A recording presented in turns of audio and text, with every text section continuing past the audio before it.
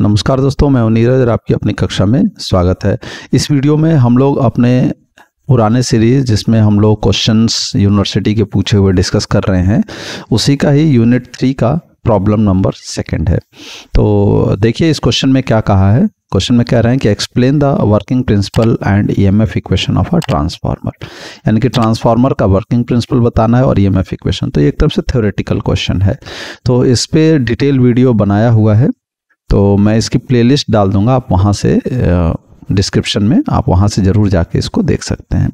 हम लोग यहाँ भी स्पेशली बात कर रहे हैं न्यूमेरिकल की। तो देखिए न्यूमेरिकल में क्या दिया हुआ है। 40 kVA transformer has iron loss of 450 वाट ना, and the full load copper loss is 850 watt. If the power factor of the load is 0.8 lagging, calculate efficiency at full load, the load at which the maximum efficiency occur and the maximum efficiency.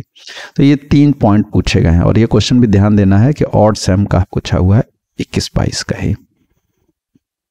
तो question में जो भी data दिया है उसको सबसे पहले हम लोग लिखेंगे।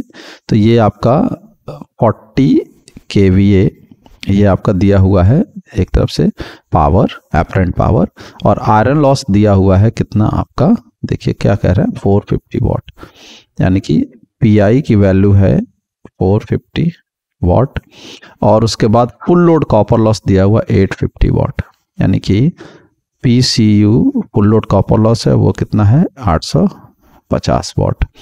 अब पावर फैक्टर कह रहा है, अगर इफ पावर फैक्टर ना, तो पावर फैक्टर कितना दे रहे हैं, ये दे रहे हैं आपको cos phi2 की जो वैल्यू है वो दे रहे हैं 0.8, तो और वो भी लैगिंग में। अब फुल लोड एफिशिएंसी पूछी गई, तो सबसे पहले हम लोग फुल लोड एफिशिएंसी का फॉर्मूला लिख लेते हैं। उससे पहले हम लोग देख लेते हैं कि जो फॉर्मूला है वो उसका जनरल फॉर्मूला क्या होता है। तो मैं एक बार यहाँ कोने में जनरल फॉर्मूला लिख देता हूँ जिससे कि आपको थोड़ी ज़्यादा समझ में आएगा। तो देखिए ये मैंने साइड में जो है फॉर्मूला लिख दिया है, V2I2 cos phi2 upon V2I2 cos phi2 plus PI plus PCU। यही फॉर्मूला हम लोगों को यहाँ पे इस्तेमाल में लाना है। तो सबसे पहले हम लोग को लिखना है फुल लोड एफिशिएंसी। तो हम लोग लिखेंगे फुल लोड एफिशिएंसी यानी कि 100% लोड पर एफिशिएंसी कितना हो जाएगा। देखिए V2 इंटू I2, तो फुल लोड दिया हुआ है आपका 40 kVA ना, V2 इंटू I2 का।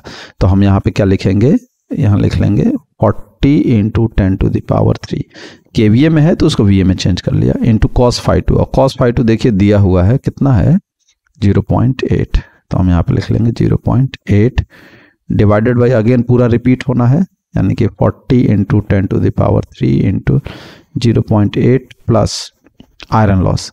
आयरन लॉस कितना दिया हुआ है वो है 450, तो आप लिख देंगे 450 प्लस कॉपर लॉस कितना दिया हुआ है फुल लोड का 850, तो ये लिख देंगे 850, और इसको सॉल्व करेंगे तो हमें वैल्यू मिलेगी। तो ये वैल्यू आ जाएगी 0.96096, और इसी को आप परसेंटेज में लिखना चाहते हैं तो हो जाएगा 96.096% ना, ये परसेंटेज में आ गया, इसमें ऐसा कुछ नहीं है, 100 से मल्टीप्लाई कर दीजिए आ जाएगा। तो ये आपका फर्स्ट हो गया ना, जो ये क्वेश्चन में पूछा गया था। अब कहा जा रहा है कि मैक्सिमम एफिशिएंसी के करस्पॉन्डिंग लोड क्या होगा। तो ध्यान दीजिएगा ये जो है ना, ये वाला जो सेकंड पॉइंट है ये आपको हमेशा निकालना पड़ेगा जब भी आपको मैक्सिमम एफिशिएंसी पूछी जाएगी। क्वेश्चन में भले ये लोड पूछा गया हो या ना पूछा हो, पहले आप ये निकालते हैं उसके बाद ही मैक्सिमम एफिशिएंसी निकलती है। तो अब हम लोग जो है सेकंड पॉइंट का फॉर्मूला मैं यहाँ पे लिख देता हूँ, जो कि डेरिवेशन में ऑलरेडी हम लोगों ने किया है, जो कि मैं प्लेलिस्ट डिस्क्रिप्शन में डालूंगा, तो आप वहाँ पे डेरिवेशन पहले ज़रूर देखिए, वो देखेंगे आपको बहुत हेल्प मिलेगी, जैसे कि ये जो फॉर्मूले हम लोग लिख रहे हैं ये सब आपको समझ में भी आएगा।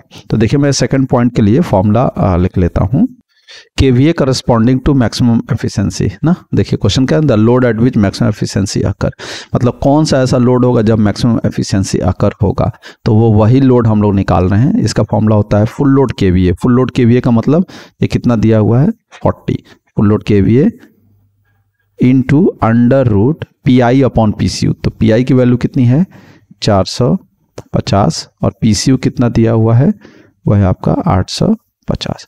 अब इसको सॉल्व करेंगे तो हमें वैल्यू मिलेगी।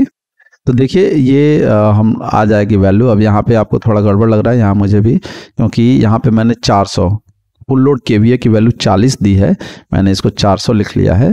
तो मैं इसको जो है इरेज कर देता हूँ इतना हिस्सा, और इसको ठीक कर ले रहा हूँ मैं। ये कितना है आपका 40 है। तो ये चीज़ ध्यान रखिएगा ना, मतलब 40 है तो 40 ही रखेंगे। मैंने गलती से जो है 400 लिख दिया था, तो मैंने उसको ठीक कर दिया और उसके अकॉर्डिंग ये आ गया। तो यानी कि ये वो लोड मिल गया है जब हमको मैक्सिमम एफिशिएंसी मिलेगी। तो ये आपका सेकंड पॉइंट हो गया। थर्ड पॉइंट है मैक्सिमम एफिशिएंसी क्या होगा। तो मैक्सिमम एफिशिएंसी का जो फॉर्मूला है वो अब मैं यहाँ पे नीचे लिख रहा हूँ। तो देखिए क्या होगा। तो मैक्सिमम एफिशिएंसी, इसी को मैंने जो है नीटा मैक्स लिख दिया है, और यानी कि वो होता है क्या, V2 इंटू I2। फॉर्मूला तो वही लगेगा, ये वाला ही। तो V2 इंटू I2, तो हम लोगों ने मैक्सिमम एफिशिएंसी के करस्पॉन्डिंग लोड निकाल लिया। वो कितना आया, 29.10। तो हम यहाँ पे लिखेंगे 29.10 इंटू 10⁻³ क्योंकि KVA में है तो VA में चेंज कर लिया, इंटू पावर फैक्टर। तो पावर फैक्टर तो सभी केस के लिए दिया हुआ है 0.8, तो हम यहाँ पर आपका 0.8 ही रखेंगे, divided by 29.10 into 10⁻³ into 0.8 plus iron loss. तो आयरन लॉस कितना है क्वेश्चन में आप देख लीजिए, आयरन लॉस दिया हुआ है 450। तो आप यहाँ पर लिख देंगे 450 प्लस कॉपर लॉस। तो कॉपर लॉस क्या होता है, आपको पता है कि जब मैक्सिमम एफिशिएंसी के केस में जो कंडीशन डेराइव होके आती है कि कॉपर लॉस की वैल्यू किसके बराबर हो जाती है, आयरन लॉस के बराबर हो जाती है। तो यहीं पे गलती लोग कर देते हैं, यहाँ पे कॉपर लॉस जो दिया है 850 वो वाला रख देते हैं। आपको यहाँ पे कॉपर लॉस की जगह पे क्या रखना है, आयरन लॉस रखना है। तो ये आपको मिलेगा 450। और ये कैसे आया है, आप चाहें तो ऊपर जो मैं डिस्क्रिप्शन में लिंक दूंगा ना ट्रांसफार्मर के लिए, उसमें आप जाकर देखो, वहाँ डिटेल में सब कुछ बताया हुआ है। तो इसको अब आप बस आपको सॉल्व करना है, वैल्यू पुट कर दिया है, सॉल्व कर लीजिए, आपको आंसर मिल जाएगा। तो ये आपको आंसर मिल जाएगा, देखिए 0.9627, और इसी को 100 से मल्टीप्लाई कर देंगे तो परसेंटेज में आ जाएगा, तो 96.27%। तो इस तरीके से बड़े आराम से जो है आपकी ये वैल्यू मिल गई है। आप देख रहे हैं मुश्किल से जो है 4-5 लाइनें लिखी और हमको आंसर जो है वो मिल गया। और ये क्वेश्चन भी यूनिवर्सिटी में 10 नंबर का पूछा हुआ है। तो अगर हम मान लें कि ये वाला जो है आपका थ्योरी वाला क्वेश्चन ये 5 नंबर में है, तो बाकी का तो 5 नंबर आपको मिलेगा ही मिलेगा, बड़े आराम से और बहुत आसानी से मिल जाएगा। तो इसलिए आप न्यूमेरिकल्स की ज़रूर प्रैक्टिस करिए, और पिछले 2 सेमेस्टर से जो है ज़्यादातर न्यूमेरिकल ही पूछा जा रहा है, तो इसलिए उस पर आपको ज़रूर फोकस करना चाहिए। तो आशा करते हैं कि आपको वीडियो पसंद आई होगी। अगर वीडियो पसंद आई है तो अपने दोस्तों के साथ शेयर करें, और चैनल पर नए हैं तो चैनल को सब्सक्राइब कर लें। तब तक के लिए धन्यवाद।